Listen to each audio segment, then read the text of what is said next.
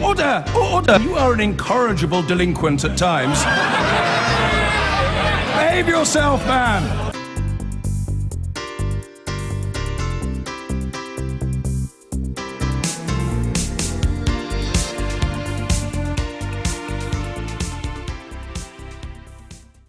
Hello there. If October has been a month of arguments about tax credits, get set for November, which will see the government publish its next spending review. It'll be a big moment in Whitehall. But few public services are waiting in more trepidation than the police. Theirs is not a protected budget like health or schools, so the police have to brace themselves for cuts over this Parliament of anything from 25 to 40%.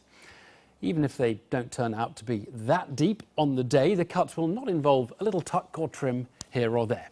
No, senior police have told Newsnight that we'll be in a whole new era for policing. Nick Hopkins reports.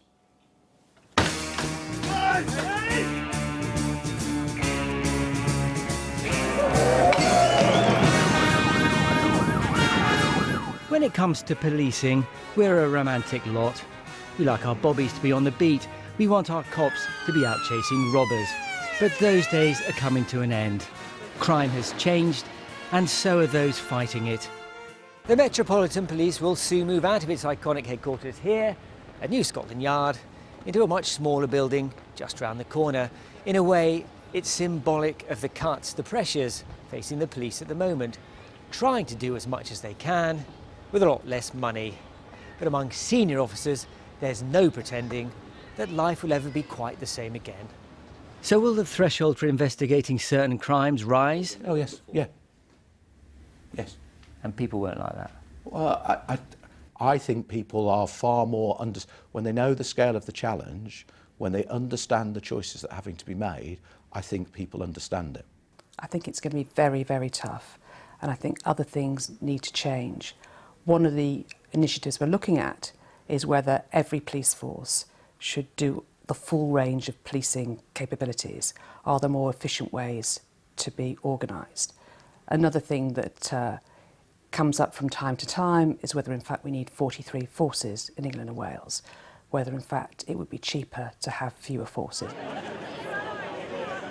Police demonstrating about cuts. Now they are braced for much worse. In next month's comprehensive spending review, budgets will be slashed by 25 to 40%. The winds of change are already blowing through forces across the United Kingdom. Many police stations have been shut. Others will be soon. Figures obtained by Newsnight under Freedom of Information give a snapshot of how life on the front line of policing is changing. Over the last 5 years, the Met has closed 77 police stations. In Merseyside, they've closed 28, another 7 will go. The Police Service of Northern Ireland has shut 29 police stations from a total of 83, and in Scotland, they've closed 31 police stations.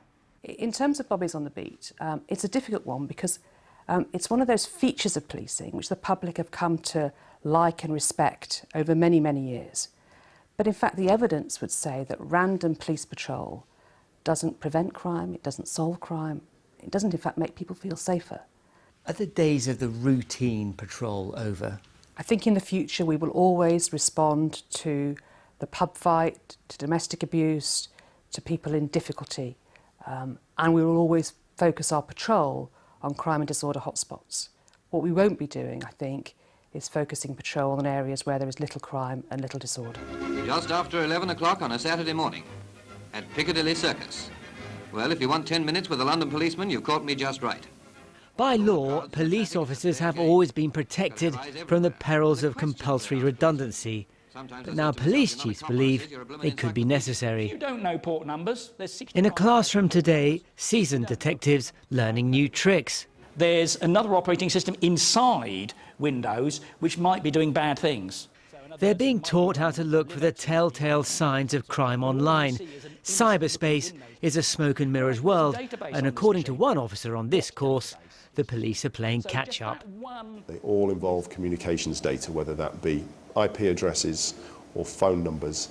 For us to resolve those IP addresses and phone numbers is very resource intensive, and the Met is grinding to a halt under the weight of applications and our ability to process those applications quickly, because they're not cheap to do.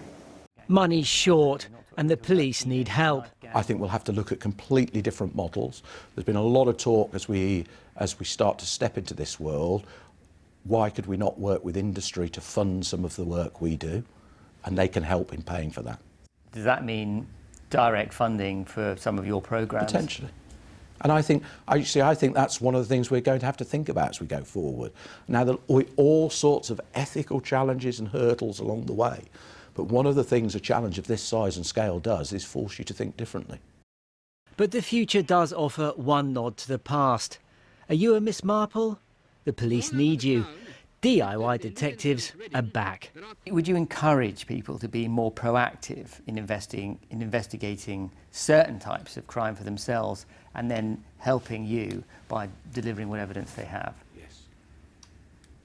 Absolutely. You know, so take an example of your home. Many people now will have a CCTV or something on the outside of their home and those sorts of things. You know, their alarm might go in the middle of the night.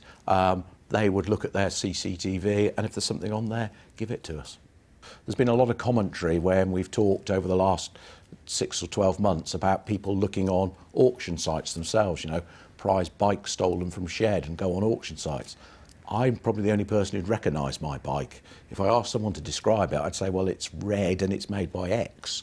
You know, absolutely getting people involved, and the whole notion of people being active in that crime prevention work, in that crime detection work with us, has got to be part of the future.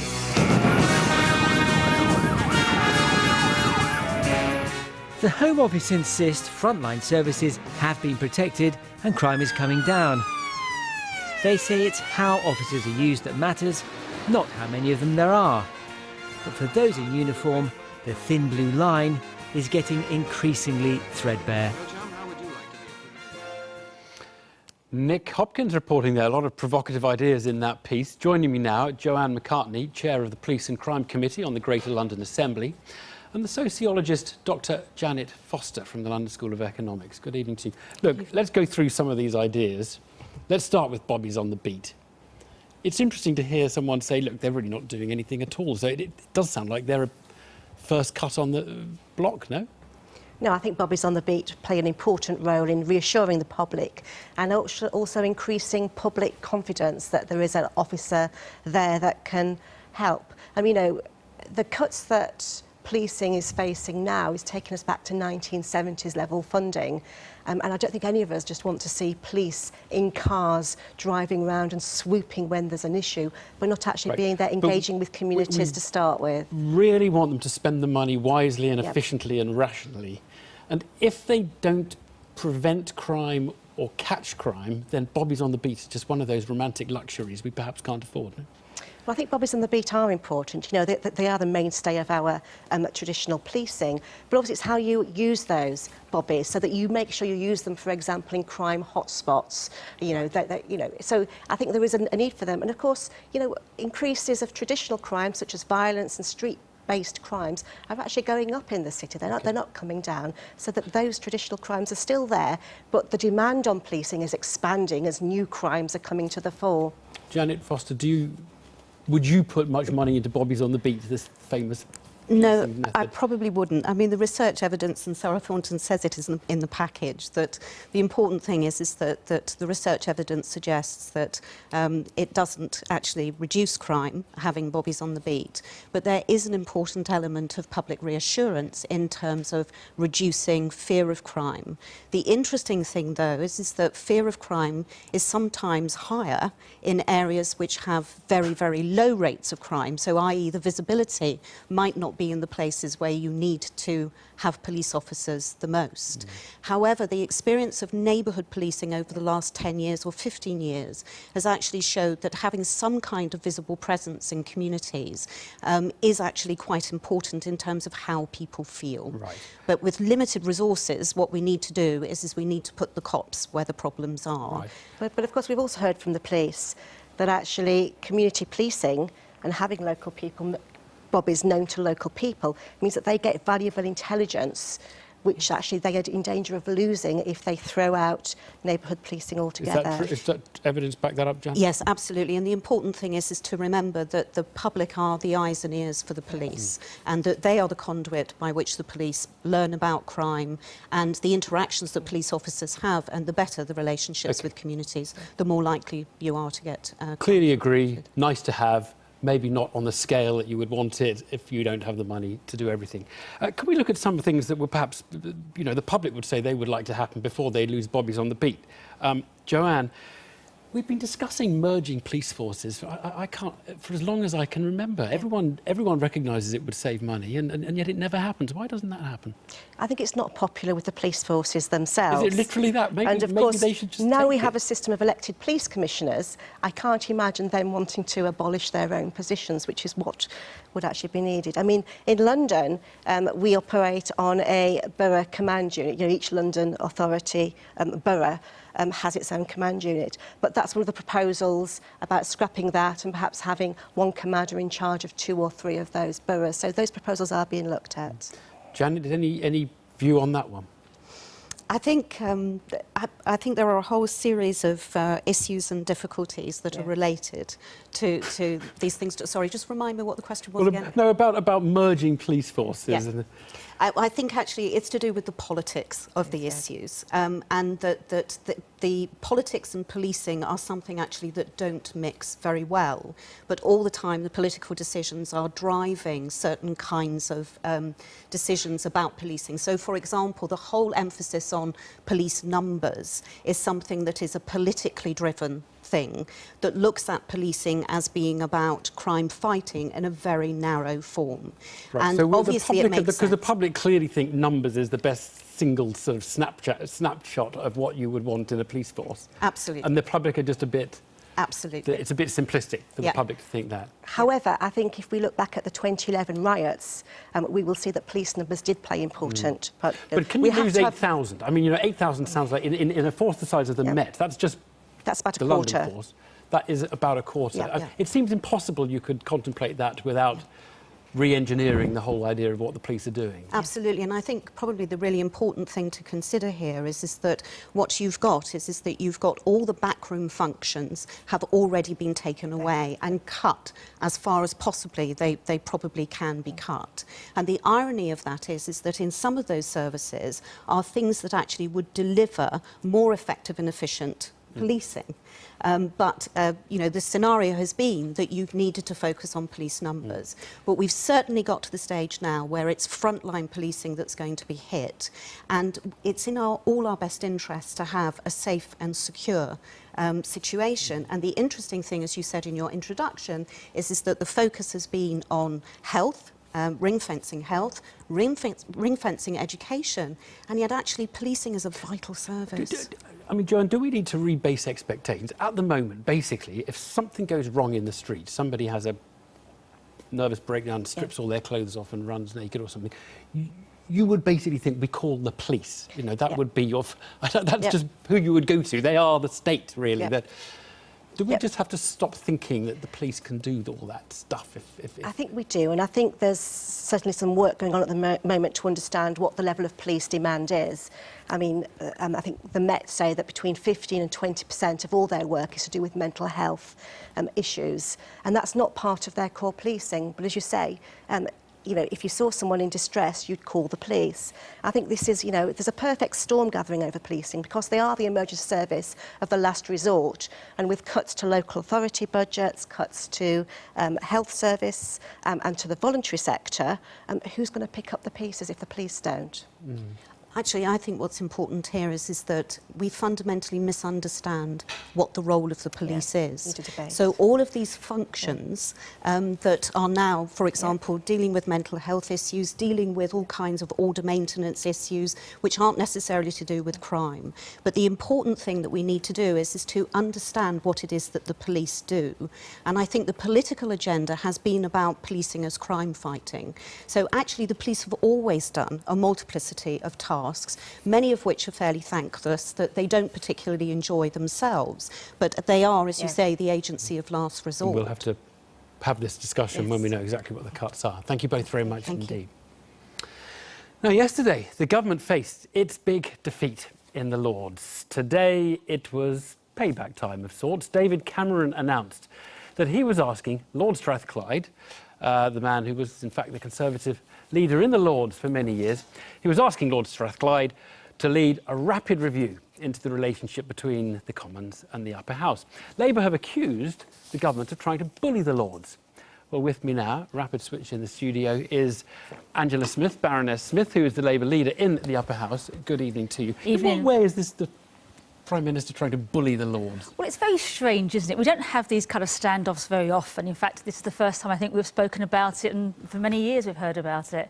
And yet, when it was first mentioned that the Lords were thinking about voting on tax credits, we had the government announcing, oh, we're going to, first of all, they're going to suspend the Lords, then we're going to have 150 extra peers, then it's now they're going to clip their wings.